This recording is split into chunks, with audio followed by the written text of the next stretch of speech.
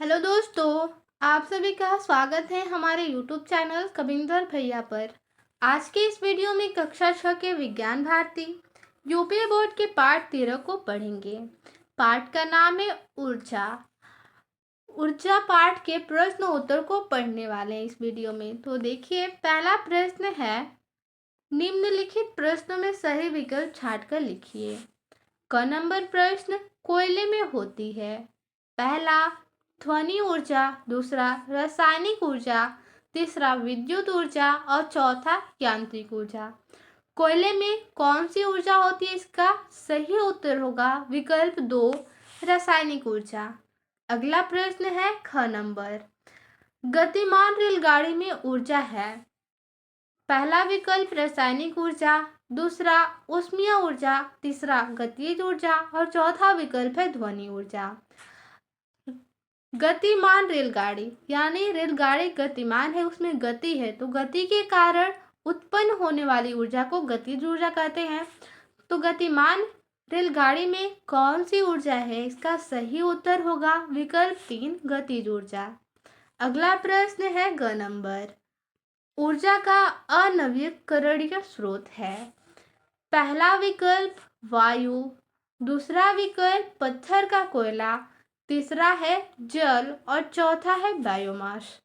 तो हमारा सही विकल्प होगा पत्थर का कोयला, अनवीकरणीय स्रोत है ऊर्जा का।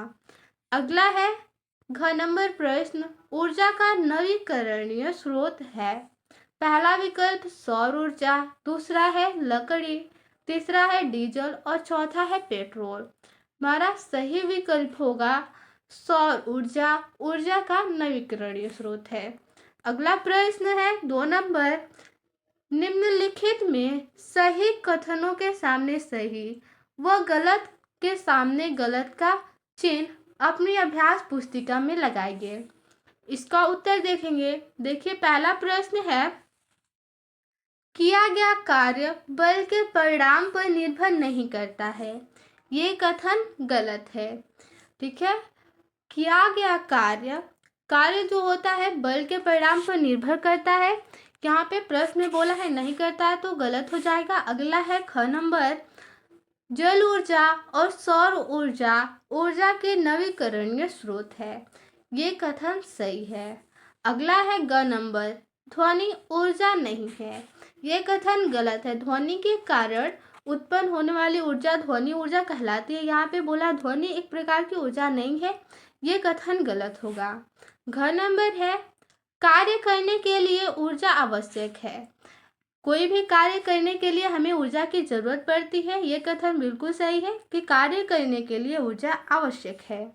ठीक है, अगला प्रश्न है 3 नंबर, निम्नलिखित वाक्यों में रिक्त स्थान भरिए, अपनी अभ्यास पुस्तिका में भरना है। ठीक है, तो देखिए, इसमें क नंबर प्रश्न है, कार्य करने की क्षमता को, यहाँ पे रिक्त स्थान दिया हुआ है, कहते हैं। कार्य करने की क्षमता को क्या कहते हैं? ऊर्जा कहते हैं। रिक्त स्थान में भरेंगे ऊर्जा। अगला प्रश्न है ख नंबर, चाबी द्वारा ऐंठी गई स्प्रिंग में रिक्त स्थान है, ऊर्जा होती है। चाबी द्वारा ऐंठी गई स्प्रिंग में कौन सी ऊर्जा होती है? तो यांत्रिक ऊर्जा, क्योंकि उसमें स्थितिज और गतिज दोनों ऊर्जाएं होती हैं, उसे यांत्रिक ऊर्जा कहते हैं। ठीक है, यहाँ पे लिख सकते हैं यांत्रिक ऊर्जा।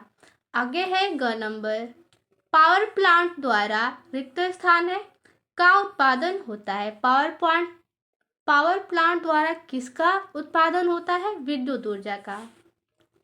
अगला है घ नंबर, टॉर्च के सेल में रिक्त स्थान है, ऊर्जा संचित होता है। टॉर्च के सेल में कौन सी ऊर्जा संचित होता है? तो इसका उत्तर होगा रासायनिक ऊर्जा। ठीक है, अगला प्रश्न है 4 नंबर, निम्नलिखित प्रश्नों के उत्तर एक वाक्य में लिखिए। यहाँ पे प्रश्नों के उत्तर केवल एक वाक्य में ही लिखना है। जैसे क नंबर प्रश्न है, भोजन में ऊर्जा किस रूप में होती है? इसका उत्तर होगा भोजन में ऊर्जा रासायनिक ऊर्जा के रूप में संचित रहती है। अगला है ख नंबर, कार्य का स्थायी मात्रक क्या है? इसका उत्तर होगा कार्य का स्थायी मात्रक जूल है।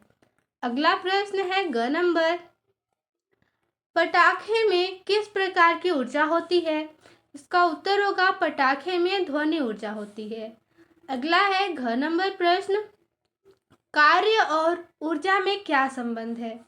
इसका उत्तर होगा कार्य करने की क्षमता को ऊर्जा कहते हैं और कार्य ऊर्जा का ही एक रूप है जो स्थानांतरित होती है।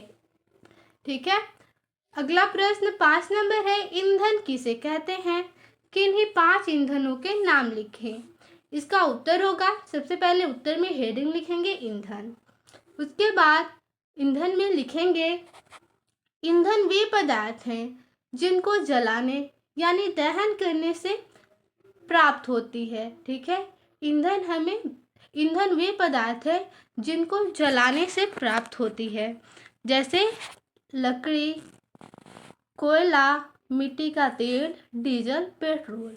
ठीक है, ईंधन वे पदार्थ होते हैं जिनको जलाने से ऊर्जा प्राप्त हो, जैसे लकड़ी, कोयला और मिट्टी का तेल, डीजल, पेट्रोल, ये सब ईंधन के उदाहरण है।